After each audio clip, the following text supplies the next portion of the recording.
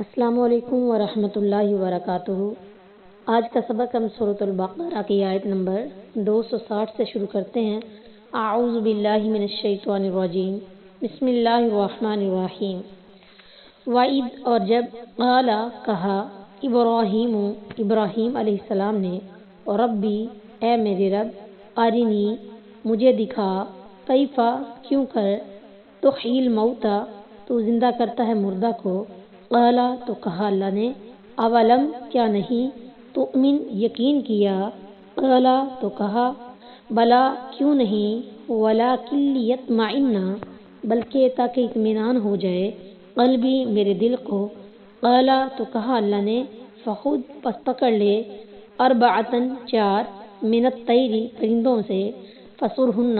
پھر ان کو پال لے، الیک اپنے ساتھ، ثم اجعل پھر رکھ دے ان کو، علی کلی اوپر ہر جبل پہاڑ کے، منہن ان سے، جزءا ٹکڑے، ثم ادعوہن پھر انہیں بلا، یأتینک وہ تیرے پاس آئیں گے، سعیا دوڑتے ہوئے، وعلم اور جان لے، ان اللہ کہ اللہ تعالی، عزیز غالب ہے، حکیم حکمت والا۔ اور جب ابراہیم علیہ السلام نے کہا، اے میرے رب مجھے دکھا تو مردوں کو کیسے زندہ کرے گا، فرمایا اور کیا تو نے یقین نہیں کیا، کہا کیوں نہیں، اور لیکن اس لیے کہ میرا دل پوری تسلی حاصل کر لے، فرمایا پھر چار پرندے پکڑ اور انہیں اپنے ساتھ مانوس کر لے، پھر ہر پہاڑ پر ان کا ایک حصہ رکھ دے، پھر انہیں بلا، دوڑتے ہوئے تیرے پاس آ جائیں گے، اور جان لے کہ بے شک اللہ سب پر غالب کمال حکمت والا ہے۔ ابراہیم علیہ السلام اللہ تعالیٰ کے پیغمبر تھے، اللہ تعالیٰ کے فرشتے اور احکام ان کے پاس آتے رہتے تھے۔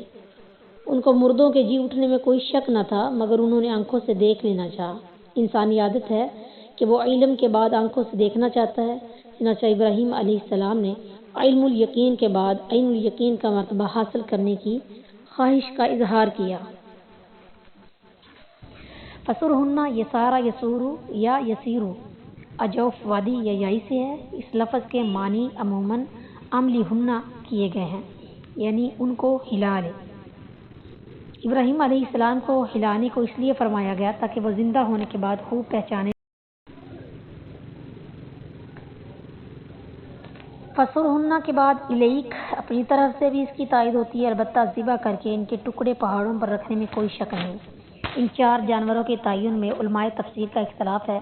بعض نے مرغ مور کو کوا اور کبوتر بتائے ہیں، اور بعض نے اسے نام ذکر کیے ہیں، اور پھر چار پہاڑوں پر ان کو الگ الگ رکھنے اور ان کے درمیان کھڑے ہو کر ہر ایک کا نام لے کر پکارنے کی کیفیت بھی بعض تابعین سے منقول ہے، مگر حافظ ابن کثیر رحمۃ اللہ علیہ لکھتے ہیں کہ جانوروں کی یہ تعین بے فائدہ ہے، اس کی کچھ اہمیت ہوتی تو قرآن خاموش نہ رہتا۔ عزیز حکیم آیت کے آخر میں اللہ تعالیٰ کی صفات پر مشتمل الفاظ ساری آیت کا خلاصہ ہوتے ہیں۔ یہ قرآنی اعجاز ہے۔ اس آیت میں مطلب یہ ہے کہ اللہ تعالیٰ ہر چیز پر غالب ہے، مردوں کو زندہ کرنے پر اسے کامل غلبہ و قدرت حاصل ہے، حکیم کمال حکمت والا، جس کے مطابق اس نے زندوں کی موت کے لیے اور مردوں کو زندہ کرنے کے لیے ایک وقت مقرر کر رکھا ہے، اس پر کہ اللہ خود ہدایت کرنے والا ہے، جس کو چاہے اگر شبہ پڑے تو ساتھ ہی جواب سمجھا دیتا ہے۔